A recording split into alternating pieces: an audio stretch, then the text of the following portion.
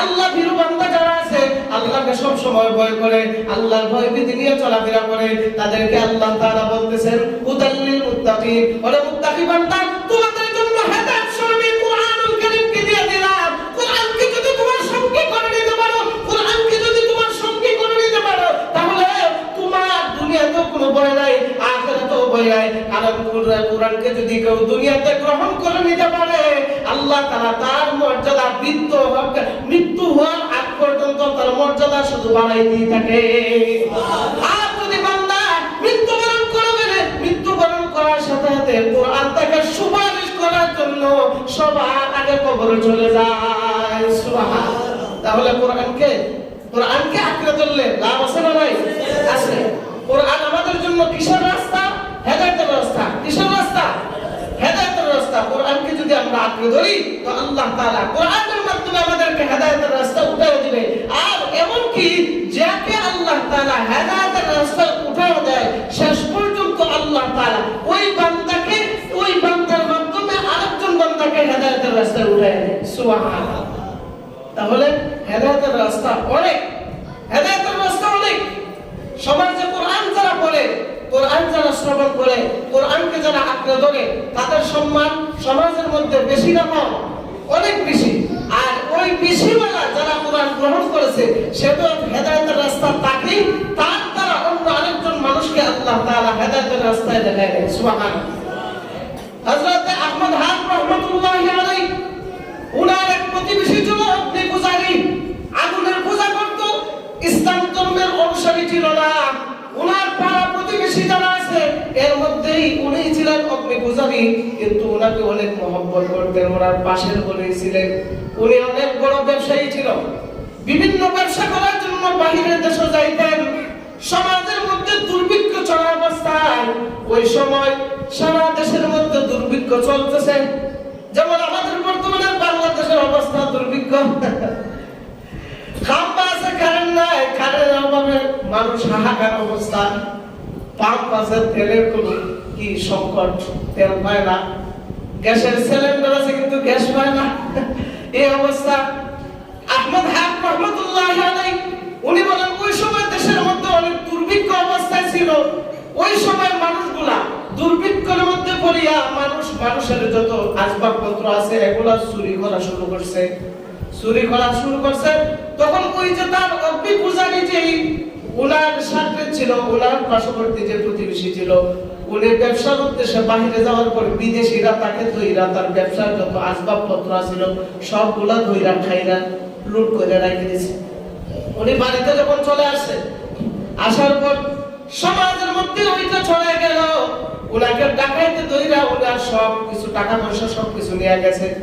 এবার আহমদ হান রাহমাতুল্লাহি আলাইহি বলেন, হতে পারে সে আমাদের প্রতিবেশী, কিন্তু অগ্নি পূজারী যতই থাকুক না কেন, সে তো আমাদের প্রতিবেশী, তার বিপদের মধ্যে গিয়ে আমাদের দাঁড়ানো দরকার। আহমদ হান ওনার সাথীদেরকে নিয়ে আমাদের বাড়িতে হাজির হয়েছে। হাজির হওয়ার পর তখন অগ্নি পূজারী উনি দেখিয়া উনি তো ইস্তেকবাল শুরু করছে আর সম্মান জানানো শুরু করছে, আর বলতেছে, হাই হাই আহমদ হান আমার বাড়িতে, আমার তো কপাল অনেক ভালো, এই তাড়াতাড়ি খাবার আনো, নাস্তা আনো, পানি আনো, বিভিন্ন ধরনের দাওয়াত দিতেছে। আহমদ হান বলে, ভাই আমি এর জন্য তোমার বাড়িতে আসি নাই, আমি শুনলাম ডাকাইতের দলেরা তোমাকে ধরিয়া তোমার আসবাবপত্র সবকিছু নিয়ে গেছে, এটা আমি জিজ্ঞাসা করার জন্য আসি। বলে, হ্যাঁ এগুলো নিয়ে গেছে। বলে, তাহলে তোমার এখন কেমন হালত, কেমন অবস্থা? আলহামদুলিল্লাহ ভালোই আছে। দেখবেন কিছু কিছু অগ্নি পূজারী অর্থাৎ হিন্দুরা অন্য ধর্মাবলম্বীরা যারা আছে, এরা মুসলমানের সঙ্গে চলতে চলতে অনেক সময় দেখবেন সালামের উত্তর দেয়। দেখছেন না? আমি যখন মাদ্রাসায় পড়তাম, আমরা এক দর্জির কাছে পাঞ্জাবি ইস্তারি দিতাম, তো ওনার কাছে যখন যাইতাম তখন বলতাম আসসালামু আলাইকুম, তখন বলতাম ওয়ালাইকুম সালাম। তো মুসলমানের সঙ্গে চলতে চলতে একটা আসর তাদের উপরে পড়ে যায়। তো উনি বলে, আলহামদুলিল্লাহ আমার চিন্তার কোনো কারণ নাই, তবে যেই মালগুলো নিয়েছে এর দ্বারা আমি 3টা কৃতজ্ঞতা আদায় করি। বলেন সুবহানাল্লাহ। বলে, কিসের 3টা কৃতজ্ঞতা আদায় করেন? এক নম্বর হলো, যারা আমার মাল লুট করেছে তারা হয়তো আমার মাল লুট করেছে, কিন্তু আমি তো তাদের মাল লুট করি নাই। সুবহানাল্লাহ। এটা আমি কৃতজ্ঞতা আদায় করি। তারা আমার মালটা লুট করেছে, কিন্তু আমি তো তাদের লুট করি নাই। 2 নম্বর কৃতজ্ঞতা কি? 2 নম্বর হলো আমার কাছে যা আমার ছিল এর মধ্যে তারা অর্ধেক দিতে পারছে, বাকি অর্ধেক দিতে পারে নাই, আলহামদুলিল্লাহ। বাকি অর্ধেক দিয়ে আমার জিন্দেগি চলে যাবো, আমার কোনো চিন্তা নাই। 3 নম্বর কি? 3 নম্বর হলো তারা যে মালের মালিক হইল, আমার মালটা নিয়ে তারা লাভবান্বিত হইল, তারা তো তাদের আখিরাতকে নষ্ট করলো। আর আমার যে মালগুলা তারা নিছে, নেওয়ার কারণে আমার তো আখিরাতের ময়দানে ওই মালগুলা রেডি হয়ে আছে। সুবহানাল্লাহ। আর একটা হিন্দু মানুষ বলতেছে, আহমদ হাত তো উনি অবাক হয়ে গেলেন, আরে ভাই কি বলতেছো তুমি, কি বলতেছো? তোমার কথা শুনে তো তোমার প্রশংসা করতে আমার ইচ্ছা করতেছে। তখন বললেন, আসেন। ওনার বুকে জড়ায় নিলেন, মুআনাকা করলেন, ওনার কপালে চুম্বন করলেন। আরে ভাই, হয়তো আপনি অগ্নি পূজারী, কিন্তু আপনার ভিতরে যে কৃতজ্ঞতার এমন একটা বাতি জ্বলছে, আল্লাহু আকবার, আপনার এর ফলাফল অবশ্যই আল্লাহ তাআলা আখিরাতের ময়দানে রেডি রাখছেন। সুবহানাল্লাহ। তখন বলতেছে যে এমন একটা মানুষ যদি অগ্নি পূজারী থাকে কি করে হয়? তাও আমাদের প্রতিবেশী, এক কাজ করি, তাকে গোপনে ইসলামের দাওয়াত দিই। সুবহানাল্লাহ বলেন। তাকে কি করি? গোপনে ইসলামের দাওয়াত দিই। তখন বলতেছে, ভাই তুমি তো আমার পাড়া প্রতিবেশী লোক, অগ্নি পূজারী, আচ্ছা আমাকে একটু কথা বলো তো, তুমি কেন আগুনের পূজা করো? কেন অগ্নি পূজা করতেছো তুমি, একটু বলো তো তুমি আমাকে। তখন ওই লোক চুপ করে আছে, কি উত্তর দেব? তো পরিশেষে উত্তর বের করছে, আমি এই জন্যই আগুনের পূজা করি, আগুনের ভক্তি করি, আগুনকে সম্মান জানাই এই জন্যই যে পরকালে যেন এই আগুন আমাকে না জ্বালায়। পরকালে যেন এই আগুনে কি করে? আচ্ছা বলেন, পরকালে কোন মানুষকে দুনিয়ার আগুনে জ্বালাইবে? হ্যাঁ, দুনিয়ার আগুনে জ্বালাইবে? তাহলে আহমদ হান রাহমাতুল্লাহি আলাইহি বলে, তুমি যে আগুনের পূজা করতেছো, তোমাকে আগুন থেকে যেন তোমাকে রক্ষা করে যে আগুনের পূজা করতেছো, ওই আগুনকে আল্লাহ তাআলা ৭০,০০০ বছর জ্বালাইয়া জাহান্নামের আগুন রেডি করছে। সুবহানাল্লাহ। ওই আগুনকে ৭০ বছর জ্বালাইছে। তাহলে বলো, এই আগুনকে যদি ৭০ বছর আল্লাহ তাআলা জ্বালায়া জাহান্নামের আগুন রেডি করে, তাহলে এই আগুন তুমি জাহান্নামে পাইবা না? তখন আরো তো চমক দেখাইছে, আরো তো একদম চুপ হয়ে আছে। আরে বলেন কি? বলে, হ্যাঁ, যে আগুন থেকে তুমি বাঁচার জন্য অনকান ২৪ ঘন্টা এই অগ্নির কাছে গিয়ে তুমি ক্ষমা প্রার্থনা করো যেন আগুন তোমাকে না জ্বালায়, অথচ এই আগুনকে আল্লাহ তাআলা প্রজ্বলিত করিয়া জাহান্নামের আগুন রেডি করছেন। দুনিয়ার আগুন হলো লাল আর জাহান্নামের আগুন হলো কালো। সুবহানাল্লাহ। জাহান্নামের আগুনের কালার কি? কালো। কালো তাই নাকি? হ্যাঁ। তাহলে আমি কি করবো একটু বলেন তো? তাহলে তোমাকে আমি দুনিয়ার আগুন থেকে বাঁচাইতে চাই আর জাহান্নামের আগুন থেকে বাঁচাইতে চাই। এটা কি করে সম্ভব? এটা তো সম্ভব না। হ্যাঁ, সম্ভব আছে। তুমি যদি আমার কথা মেনে চলো, তাহলে অবশ্যই আমি এমন এক রাস্তা দেখাই দেব, এমন এক কিতাবের সংবাদ দিয়ে দিব, যে কিতাব যদি তুমি গ্রহণ করো, যে ধর্মের কথা, এমন এক ধর্মের কথা শ্রবণ করাই দিব, এই ধর্মের কথা যদি শ্রবণ করো, তুমি যদি গ্রহণ করো, তাহলে অবশ্যই আল্লাহ তাআলা এই আগুনের হাত থেকে তোমাকে আল্লাহ বাঁচায় দিবেন। সুবহানাল্লাহ। তখন হয়, তা তো বুঝলাম, কিন্তু আমার 4টা প্রশ্ন আছে। কয়টা প্রশ্ন? জোরে বলে, কি প্রশ্ন হলে দেখেন মাথা হ্যাং হয়ে যায়। আমার 4টা প্রশ্ন আছে। এই 4টা প্রশ্নের জবাব যদি আপনি দিতে পারেন, আর ওই 4 প্রশ্নের উত্তর যদি আমার মেধায় ধরে, আমার বুঝে আসে, বোধগম্য হয়, তাহলে অবশ্যই আমি আমার অগ্নি পূজা রীতি ধর্ম আছে ওইটা ত্যাগ করে, অগ্নি পূজা ত্যাগ করে আমি ইসলাম ধর্ম গ্রহণ করবো। বলেন সুবহানাল্লাহ। তাহলে ঠিক আছে, বলো তোমার কি কি প্রশ্ন বলো। প্রশ্ন হলো, 1 নম্বর প্রশ্ন হলো যে আল্লাহ পাক রব্বুল আলামিন মাখলুককে কেন সৃষ্টি করেছেন? আচ্ছা বলেন, আল্লাহ তাআলা কেন মাখলুককে সৃষ্টি করেছেন? এটা কোন মাখলুকের উত্তর দেওয়া? হ্যাঁ, এটা কোন মাখলুকের উত্তর দেওয়া? কার উত্তর দেওয়া? এই মাখলুককে কেন সৃষ্টি করেছেন, এই উত্তর কার কাছে? আল্লাহর কাছে। কিন্তু ওই উত্তর আছে, ওনার কাছেও আছে, কোরআনের মধ্যেও আছে। বলেন সুবহানাল্লাহ। আচ্ছা, তা বুঝলাম। 2 নম্বর কি? 2 নম্বর হলো যে তাদেরকে যে রিজিক দান করেন, আমাদেরকে যে রিজিক দান করেন, এই রিজিক কেন আমাদেরকে দেন? রিজিক কিসের জন্য দেন? আচ্ছা, 3 নম্বর কি? মানুষ মারা যায় কেন? মানুষ মারা যায় কেন? আচ্ছা, 4 নম্বর কি? মানুষ মারা গেছে ঠিকই, মারা যাওয়ার পরে আবার হাসরের ময়দানে দাঁড়ানো হবে কেন? সুবহানাল্লাহ বলবেন না? প্রশ্ন কি সহজ না কঠিন? অনেক কঠিন। তখন তো আহমদ হাম রহমতুল্লাহি আলাইহি প্রশ্ন শুনি না, উনি বলেন ঠিক আছে, তুমি যে 4 প্রশ্ন করছো এই 4 প্রশ্নের উত্তর ইনশাআল্লাহ এই মুহূর্তে তোমাকে আমি দেব। বলেন সুবহানাল্লাহ। 1 নম্বর প্রশ্ন কি? 1 নম্বর প্রশ্ন হলো যে আল্লাহ পাক রব্বুল আলামিন মাখলুক কেন সৃষ্টি করেছেন? আল্লাহ তাআলা কোরআনুল কারীমের মধ্যে বলেছেন, ওয়া মা খালাকাতুল জিন্না ওয়াল ইনসা ইল্লা লিয়াবুদুন। মানুষকে আল্লাহ তাআলা কি কারণে সৃষ্টি করেছেন? ইবাদত করার জন্য।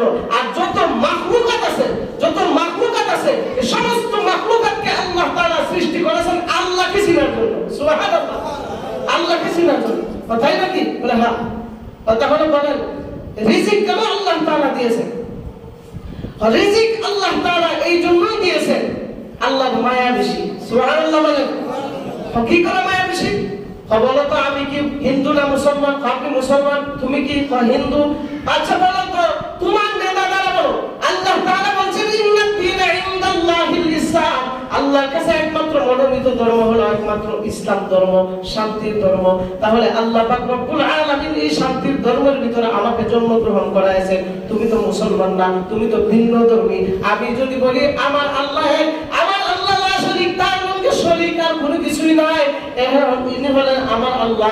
আচ্ছা বলো, আমার আল্লাহ বলতেছেন যে সমস্ত মানুষকে, সমস্ত মাখলুকাতকে রিজিক আল্লাহ তাআলা দান করেন। তাহলে সিস্টেম মতো আল্লাহ যেহেতু মনোনীত ধর্মের ভিতরে আমাদেরকে পাঠাইছেন, আল্লাহ আমাদেরকে শুধু মায়া করতেন, আমাদেরকে শুধু মায়া করতেন, তোমাদেরকে মায়া করতেন না, কারণ তোমরা বেঈমান, তোমরা ঈমানদার না। কিন্তু আল্লাহ তাআলা সবাইকে আল্লাহ তাআলা রিজিকের ব্যবস্থা করে দিয়েছেন।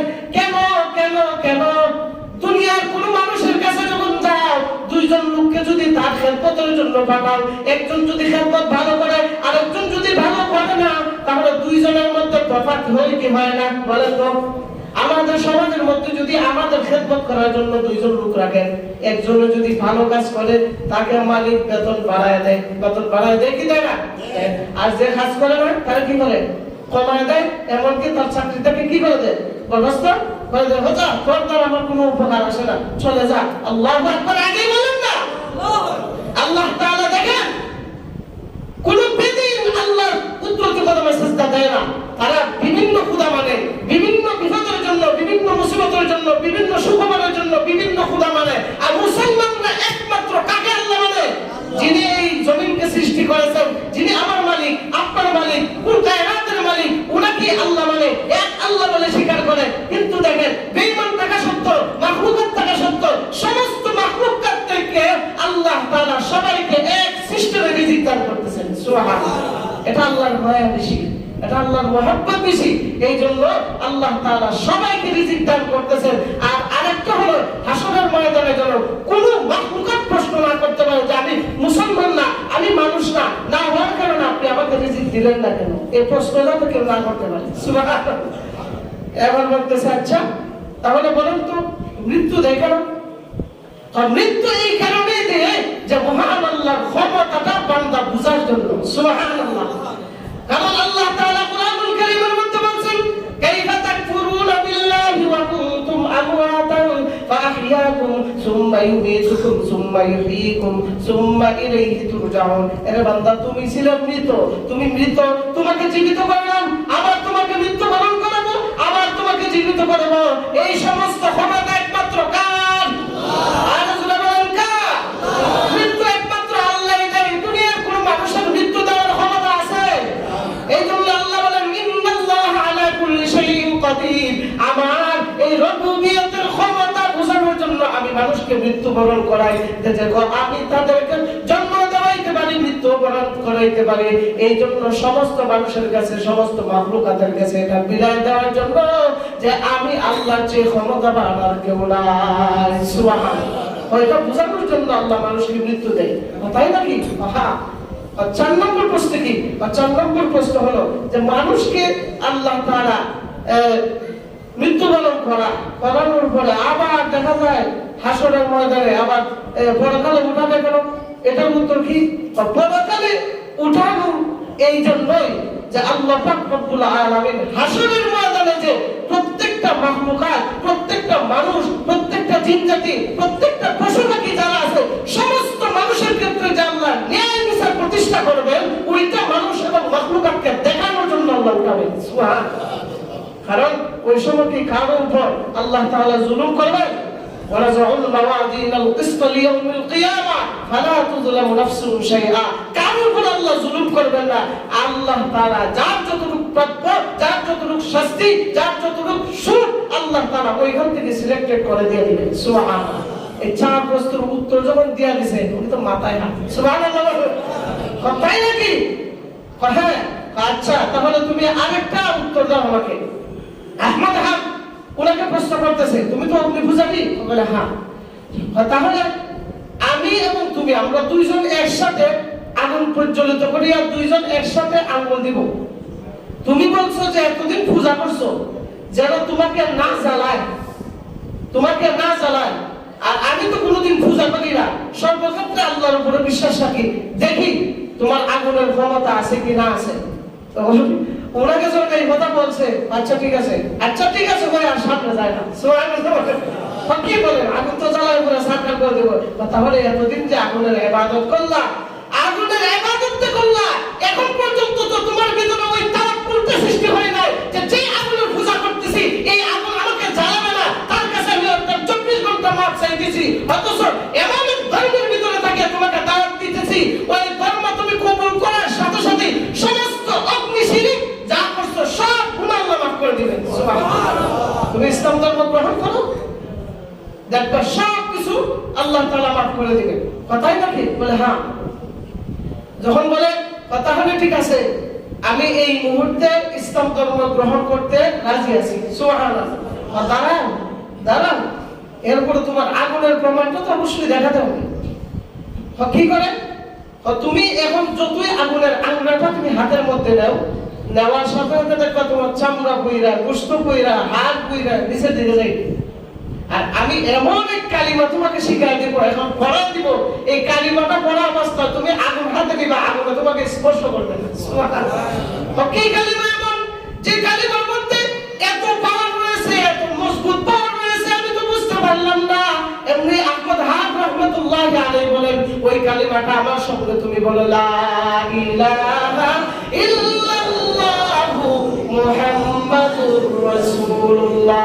তখন ওই তার কাছে যখন এই ইসলামের দ্বীনের দাওয়াতটা যখন দেয়া দিয়েছে, দেওয়ার পর উনি যখন কালিমা পড়তেছে, আরেকজনকে বলতেছে যে আনো আল্লাহর নাম, আল্লাহর উপর ভরসা করো, এই আঙ্গুলটা আঙ্গুল তার হাতের মধ্যে দাও। আল্লাহু আকবার। এই জ্বলন্ত আঙ্গুল তার হাতের মধ্যে যখন দিছে, আর ওইদিকে কালিমা পড়তেছে, কালিমা শাহাদাত পড়তেছে, ইসলামের আওতাদের ভিতরে ঢুকতেছে। আল্লাহ তাআলা যে আগুনকে সে পূজা করত, ওই আগুনের পাওয়ার আল্লাহ নিভায় দিয়েছে। সুবহানাল্লাহ। তখন বলে সুবহানাল্লাহি ওয়া বিহামদিহি, আমি কোন রাস্তায় এতদিন পরিচালিত করছি, যে আগুনের পূজা করছি, ওই আগুনের পাওয়ার পর্যন্ত সব নিভে যায়, ওই আগুনের একমাত্র স্পর্শ করতে পারে না। তার গোলামি করার কারণে আমি আজ থেকে বাকি জিন্দেগীর জন্য অগ্নি পূজা ছেড়ে দিলাম, ইসলাম ধর্ম কবুল করে নিলাম। সুবহানাল্লাহ। তো বলছিলাম কোরআনের সংস্পর্শে যারা থাকে তাদেরকে তো আল্লাহ মর্যাদাশীল বানাই, তাদের সম্মান তো বাড়ায় দেই, তাদের মাধ্যমে আল্লাহ তাআলা অন্যকে হেদায়েত দান করেন। সুবহানাল্লাহ। আহমদ হাক রাহমাতুল্লাহি আলাইহি উনি ছিলেন আল্লাহওয়ালা, কোরআনকে গ্রহণ করার কারণে আল্লাহ তাআলা তার সম্মান বাড়ায় দিয়েছেন। আর সম্মান এমনই বাড়াইছেন, তার দ্বারা আরেকজনকে আল্লাহ তাআলা ইসলামের ভিতরে ঢুকায় দিয়েছেন। সুবহানাল্লাহ। আল্লাহ পাক রব্বুল আলামিন আপনি আমাদেরকে সদা সর্বদা কোরআনকে হেদায়েতের বাণী হিসেবে গ্রহণ করার তৌফিক দান করুন। সবাই বলে আমিন। ওয়া আখিরু দাওয়ানা আলহামদুলিল্লাহি রাব্বিল আলামিন।